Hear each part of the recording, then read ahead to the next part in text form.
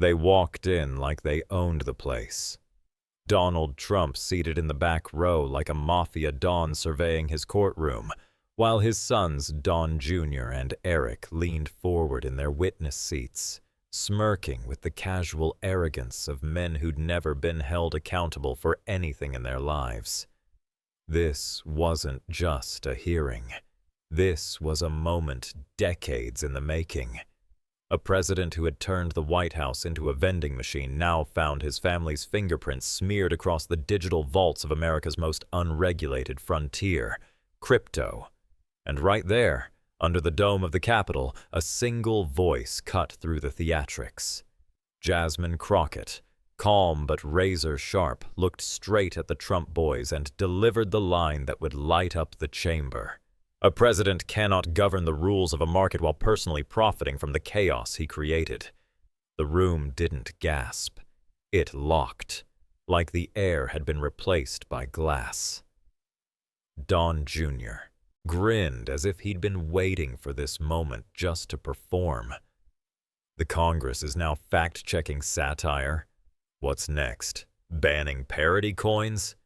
He scoffed, his voice dripping with frat boy sarcasm. Eric leaned into the bit like a sidekick rehearsing his lines. If it has our name, it doesn't mean it's ours. Maybe ask the Biden crime family about brand abuse first. Laughter, of course, came from the Trump side of the aisle, tight, short, and smug. But Crockett didn't blink. "This isn't a hearing on trademarks," she said, tone steady. "This is a hearing on how you built a money-making infrastructure disguised as digital freedom and used federal protection to shield the transactions." The chairman tapped the gavel, asking for order, but the room didn't calm. It reloaded. Don Jr. leaned into the mic again, his voice relaxed but aggressive. "We brought facts. They brought feelings." It landed like a meme, designed not to convince but to trend. Crockett didn't flinch, but observers could sense it. This wasn't going to be a one-sided pummeling. The Trump boys came with more than smirks. They came with practiced deflection, polished mockery, and a loyal base watching every move. Still, something had changed. Beneath the veneer of their confidence, there was an edge, a hint of sweat behind the grin, a flicker of tension in Trump's usually frozen gaze. Because they knew what this hearing could become. This wasn't about a coin. It was about a system. A system that could spin anonymous tokens into campaign war chests, convert digital wallets into pay-to-play invitations, and keep regulators in the dark by design. And Jasmine Crockett knew it too. That's why she hadn't rushed. She wanted them to speak. She wanted the audience to hear them mock it, laugh at it. Because what was coming next wouldn't be political. It would be mathematical, verified, on-chain, irrefutable. But for now, she let them believe they had the upper hand. This was just the first move. And like any good chess player staring down a pair of overconfident bishops, she was letting them feel bold before the board collapsed beneath them. And just like that, the room stopped breathing. The swagger drained from Don Jr.'s face like cheap spray tan under hot lights.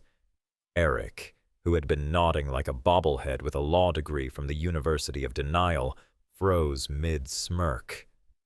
The slide on the screen didn't blink. It didn't need to. There it was, Phase 2, Meme Wallet. 4 words, 1 signature, and a whole zapire of plausible deniability caught pants down in high definition. Built on existing collector base. Launch Q4 pending clearance. It read like a campaign memo disguised as a crypto roadmap, and no one, especially not the Trumps, had a snarky comeback for that. Even the gavel hesitated. But rewind 30 seconds, because the comedy writes itself. Don Jr., still drunk on his own sarcasm, had interrupted the proceedings with, "Magic Eden is a market. You don't sue Amazon because someone sells fake sneakers. Cute analogy. Except we're not talking about counterfeit Yeezys here. We're talking about a digital wallet being quietly prepped to carry meme coins branded with a former president's name, potentially marketed to the very base that once chanted, 'Lock her up' in front of the U.S. Capitol." It wasn't just tone deaf. It was like watching someone juggle gasoline and matches while insisting it's just water play. Then came Eric's masterpiece, a half-baked legal memo blaming the whole mess on third-party opportunists. Translation: we'd never scam Americans for profit, at least not without officially licensing it first. He might as well have worn a t-shirt that read, "I'm not responsible for my face being on the billboard. I just cash the checks." But Crockett was surgical. No yelling, no theatrics. Just one clean question. Then who funded the ad campaign for Trump Wallet, join waitlist on 3 platforms tied to your father's NFT project? It was a trap dressed like a question, and Don Jr. took the bait like it was Wagyu jerky. That graphic? Anyone can Photoshop. We've issued no wallet. Period. He should have stopped at Photoshop. Because seconds later, the lights dimmed, the projector flickered, and up came the 2022 agreement. Trump Org's actual contract with Magic Eden, signed, sealed, and slick with digital fingerprints. But it wasn't the trading cards that burned. It was the line buried halfway down the page, like a time bomb wrapped in legalese. Phase 2, Meme Wallet. It was never just about those cheesy Trump as astronaut JPEGs. It was about the infrastructure to turn every follower, every donor, every red-hatted believer into a line item on a blockchain. And now the receipts were public. No one shouted. No one moved. The silence was almost patriotic. The chairman, unsure whether to stall or run, mumbled something about verifying documentation and called a recess. But everyone in that room, left, right, staffer, or intern, had just seen the equivalent of a bloody glove on live TV. And the question now wasn't if there was a Trump wallet. The question was, how deep did this wallet go? And who else had their hands in it? When the chairman gavelled the session back to life, the air hadn't cleared, it had congealed. What returned wasn't just a hearing, but an autopsy in progress. And Jasmine Crockett wasn't done wielding the scalpel. With the flick of a remote, she lit up the screen again, not with slogans or speculation, but with a schematic that looked like it had been pulled from the digital entrails of the Trump financial machine. One arrow pointed to the Trump wallet, another to meme coins, then liquidity pools, then a Delaware shell, then, like the ghost of Citizens United past, straight into the bloodstream of Trump Org and the PACs fueling his return to power fantasy tour. It was less follow the money and more try not to trip over the wires. Eric Trump, now noticeably paler and with less elasticity in his smirk, tried his best to lob a pebble into the volcano. "That's a creative drawing," he said flatly, "but arrows don't prove intent." It was the kind of line that sounds clever until you realize it's being used to defend a diagram where money literally flows from a crypto wallet into a political war chest. If arrows can't prove intent, one wonders what can. Handwritten confessions in Comic Sans. Crockett didn't miss a beat. "Then, perhaps," she said, tapping to the next slide, "you can explain this payment from World Liberty Finance to Trump Properties, dated 3 weeks before the NFTs were minted." Eric flinched. Don Jr. They, as always, reached for the performative escape hatch, producing a third-party audit that claimed the funds were royalties for digital image licensing. Because, of course, when Americans think of integrity, they think of a Don Jr. NFT of his father in a spacesuit riding a missile. But Crockett had come armed for Delaware. The receiving account, she said, was registered to a holding company incorporated 2 years earlier, never disclosed in campaign filings. The slide lit up again. Registry data, corporate links, timestamps. The kind of forensic breadcrumbs that don't lie unless you're paid to pretend they do. Cornered but still clinging to irony like a life vest, Don Jr. launched a Hail Mary quote defense. "We're not just branding memes, we're moving markets," he'd said at a 2023 crypto expo. The words hung in the air like a vape cloud of arrogance. Crockett didn't have to say anything. The clip played. The audience heard it. The market had been moved, straight into private accounts with public consequences. Of course, Don Jr. tried to walk it back. "That quote was out of context," he protested. "We were mocking crypto bros, sure, and Watergate was just a guided tour gone wrong." But even as the Trumps scrambled for the exits, their knees didn't buckle. Not yet.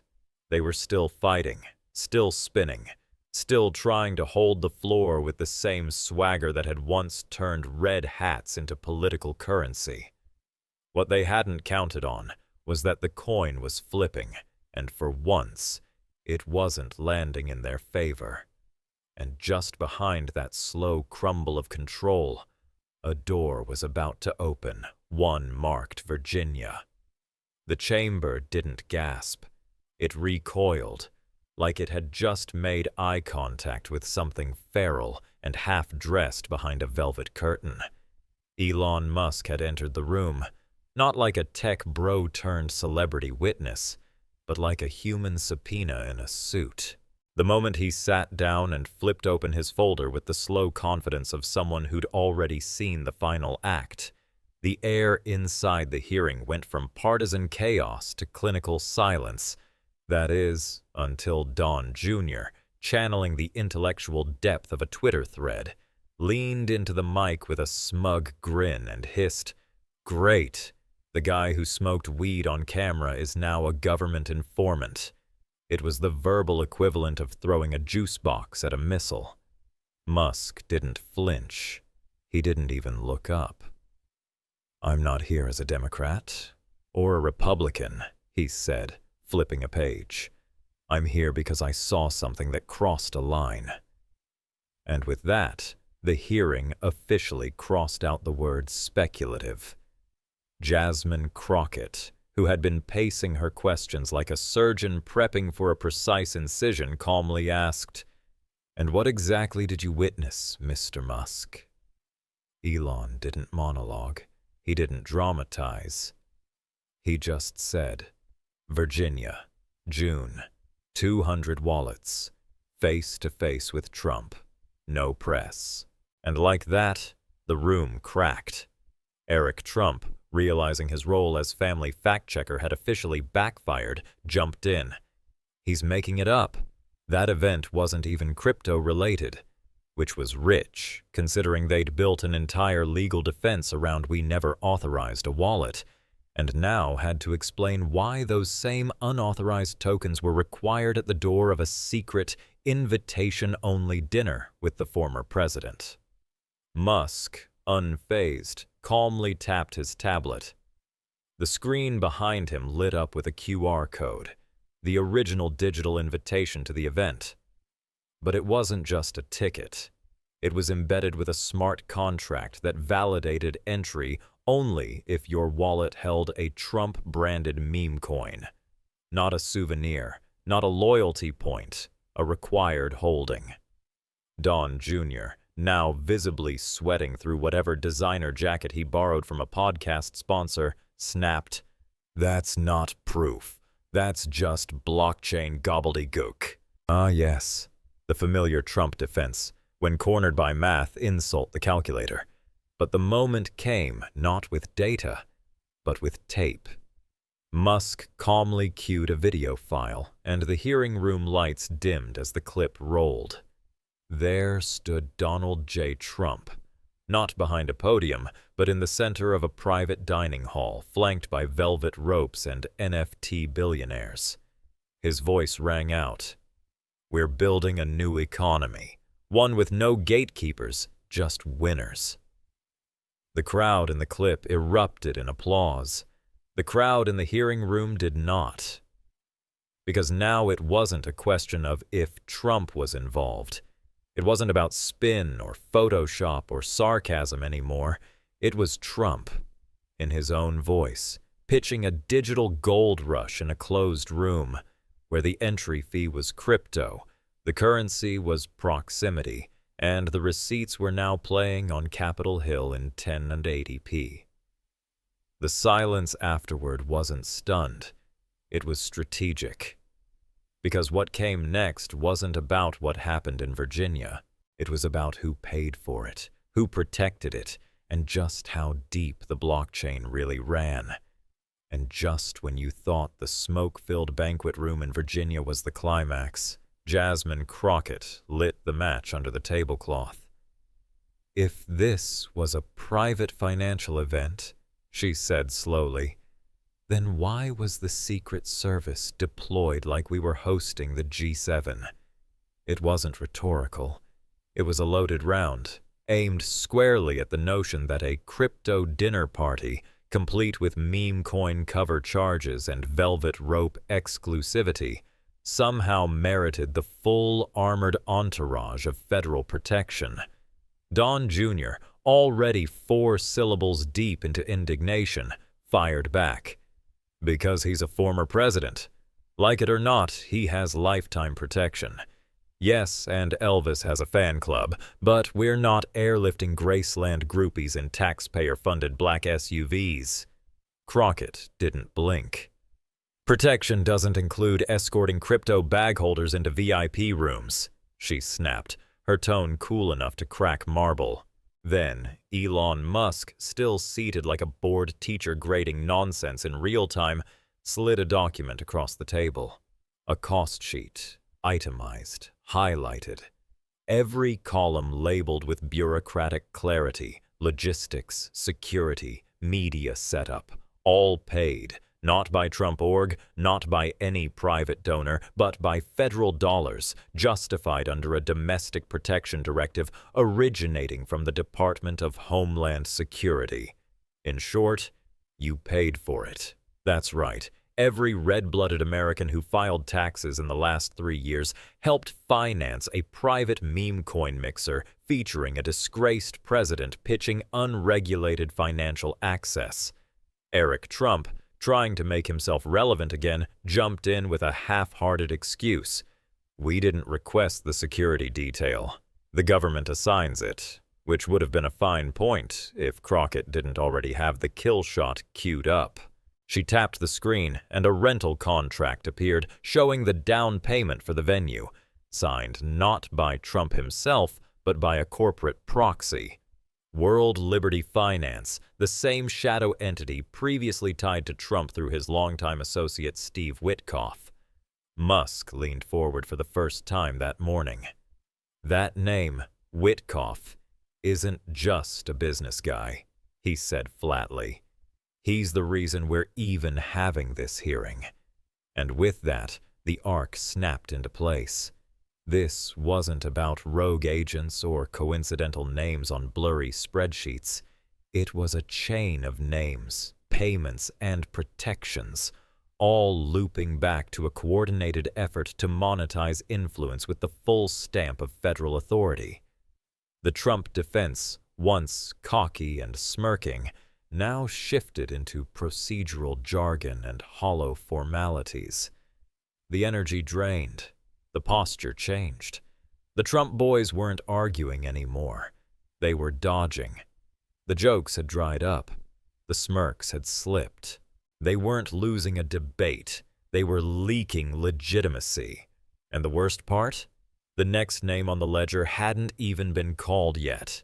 If the Virginia video cracked the illusion, what came next shattered it into ledger-sized shards. Jasmine Crockett leaned into her mic, not with fury, but with surgical precision. We've heard about the wallet, the coin, the dinner, but who built the system that made all of it possible? It was a question that didn't need answering so much as exposure. And Elon Musk, with the grace of a man who had been sitting on a bomb for 2 years, slid the answer into the record. A memo, dated December 2020. Header, DJT Private Strategy, Line 1, Explore Full-Stack Crypto Ownership. Wallets, Exchange, Pool, Global Proof.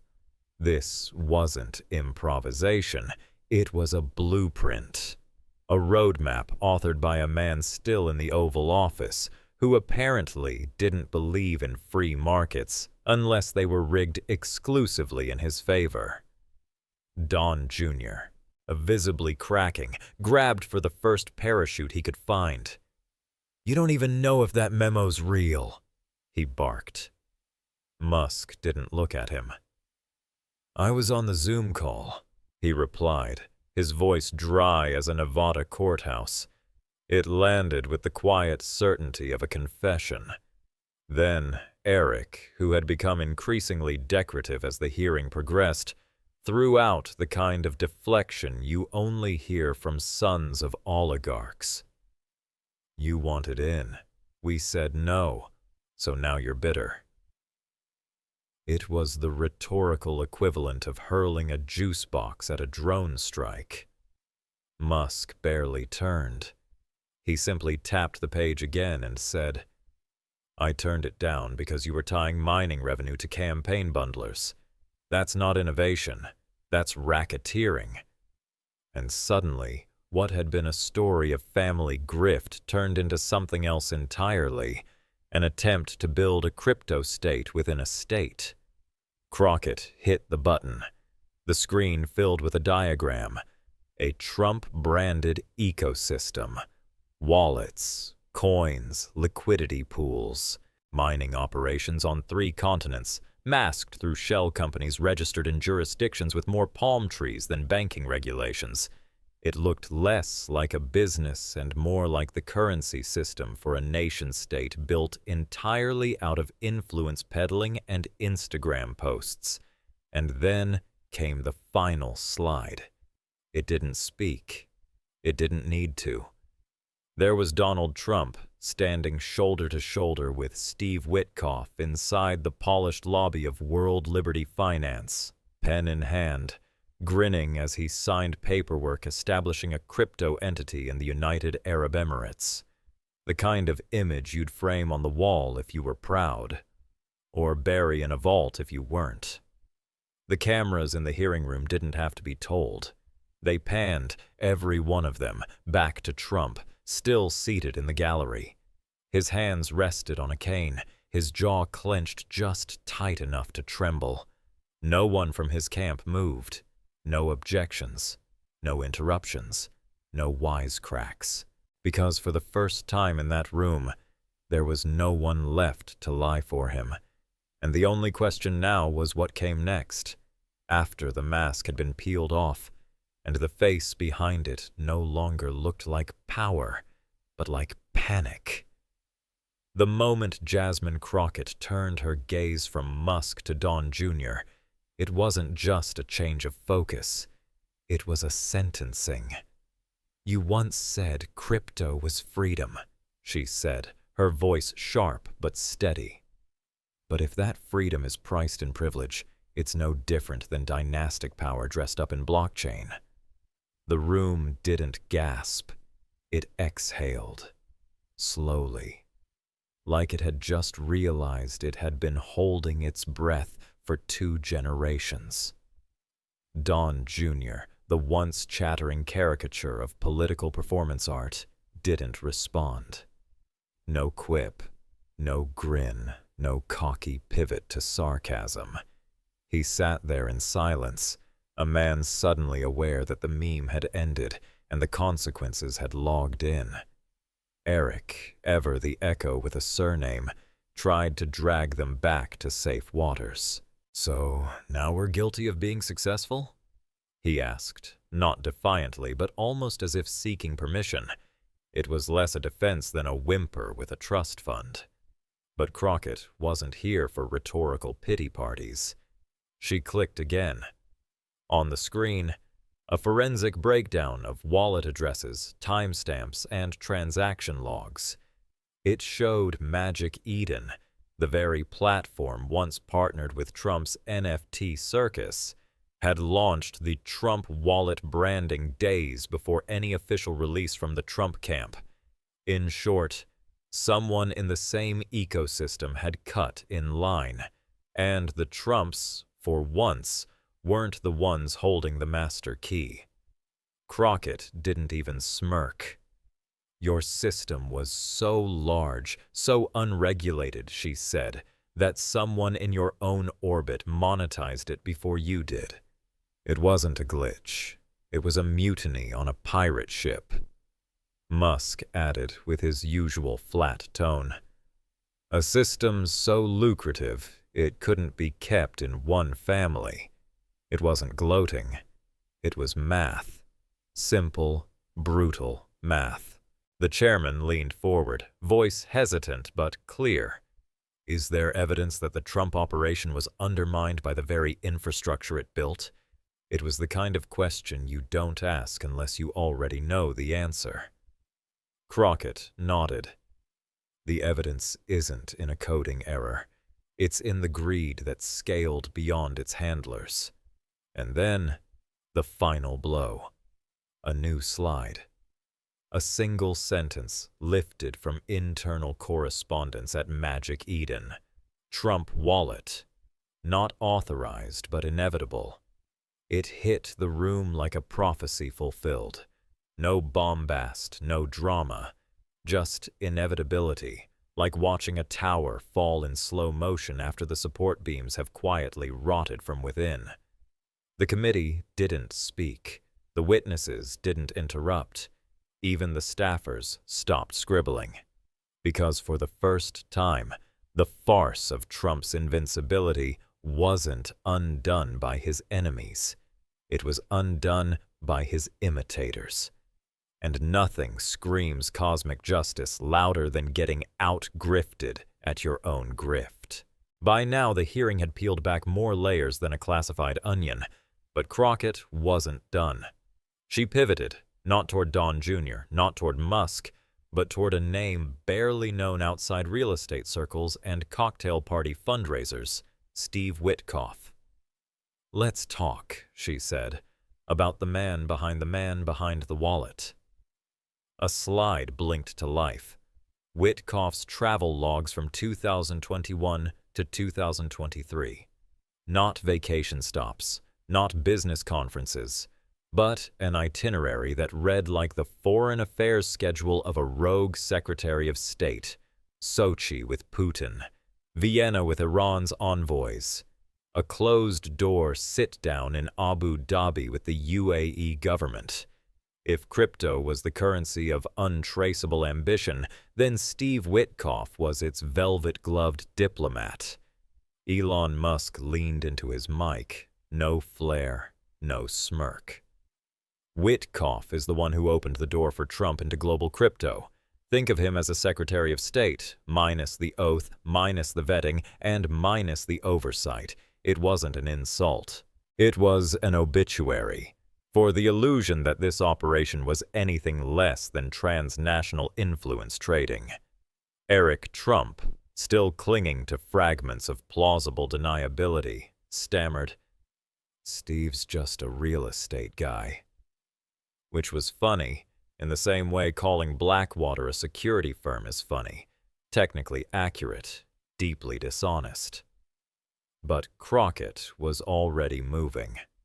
The next slide appeared, an internal memo, short and chilling, authorized envoy under private directive, DJT. The initials were signed in the same looping scrawl that adorned executive orders, veto threats, and Sharpie-altered hurricane maps. This time, though, the signature wasn't rearranging weather. It was greenlighting international shadow finance. Don Jr. dropped his gaze. No eye rolls, no retorts, just a slump. And across the room, Donald Trump himself, who until now had watched like a man betting on his own invincibility, closed his eyes, not to rest, but to retreat. Then came the final slide. No documents, no code, just a photograph. Witkoff and Baron Trump, shoulder to shoulder inside a crypto data center in the UAE, smiling beside two foreign nationals currently under U.S. Justice Department investigation for financial misconduct. The screen didn't flicker. It didn't have to. The image said everything, and Crockett, with the precision of a trial attorney and the restraint of someone who knew the power of a pause, asked one question. Is this investment? Or is this foreign diplomacy disguised in blockchain? No answer came. Not from Don Jr., not from Eric, not even from the elder Trump. The silence wasn't defensive. It was defeated, because for all their bravado, none of them had prepared for the moment when the empire they built would be too big to lie about. By the time the next slide flickered onto the screen, the hearing had stopped resembling oversight and started feeling like a forensic documentary. Jasmine Crockett leaned in, not to accuse, but to diagram. Trump didn't just profit from crypto, she began. He engineered the tempo, the velocity, and the destination of every transaction. The screen lit up with nodes, arrows, and circles. But this wasn't just blockchain architecture.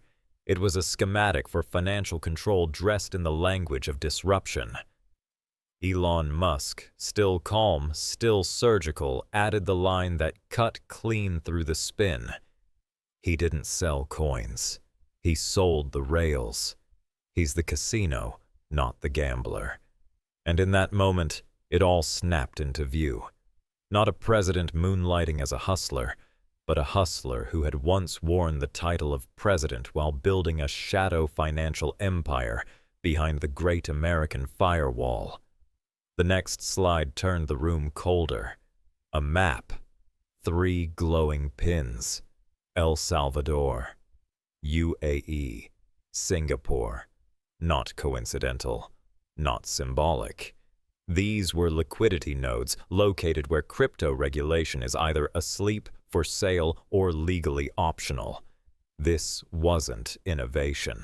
It was strategic jurisdiction shopping, a sovereign business model built entirely on what governments don't bother to ask.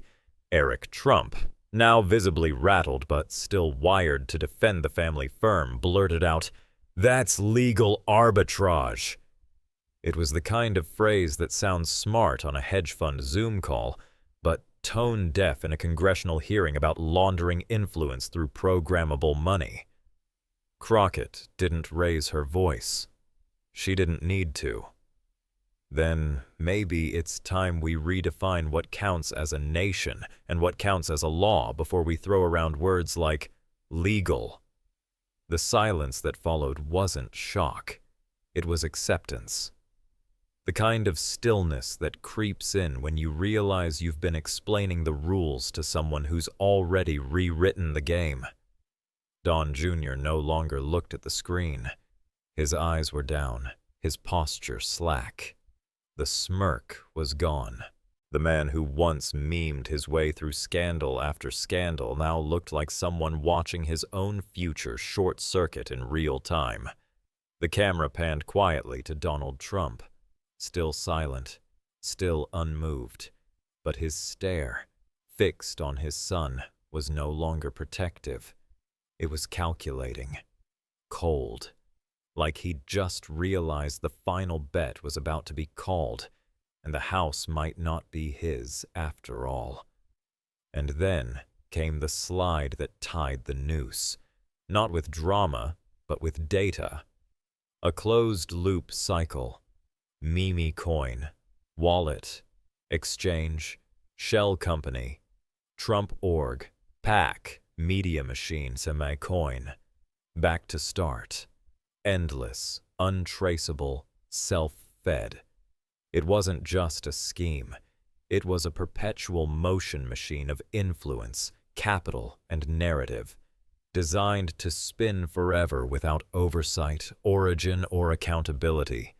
And now, under congressional lights, it had finally stopped spinning. She didn't end with fury. She didn't need to. Jasmine Crockett's voice, low and deliberate, cut through the oxygen in the room like a scalpel through silk. "A democracy doesn't collapse because of a coin," she said, her tone barely louder than a breath. "It collapses when the coin replaces transparency." And with that, the story stopped being about crypto. It became about decay, about the silence that follows the lie long after the crowd has stopped clapping. No one asked a follow-up. No one dared. The chairman didn't gavel the session to a close. He didn't have to. The hearing wasn't over. It had simply outgrown its stage. There were no final speeches, just the weight of what had been said, and more damning, what had been shown. The screen no longer flickered. It hovered with quiet judgment. Elon Musk stood slowly, folding the folder he had barely touched all morning. He looked out at a room that had spent hours dissecting the architecture of greed and walked the audience into its basement. "It's not the code," he said. "It's the silence that followed it." And then he left. No handshakes, no celebration.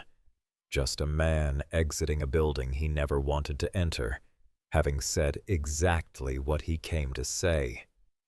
Don Jr. and Eric followed minutes later, eyes on the floor, jackets suddenly heavy on their shoulders. No smirks, no parting shots, no allies rising with them. Just two sons of a myth watching the scaffolding fall. One step, then another, out of the frame and into the fallout. And then came Donald Trump, the last to stand.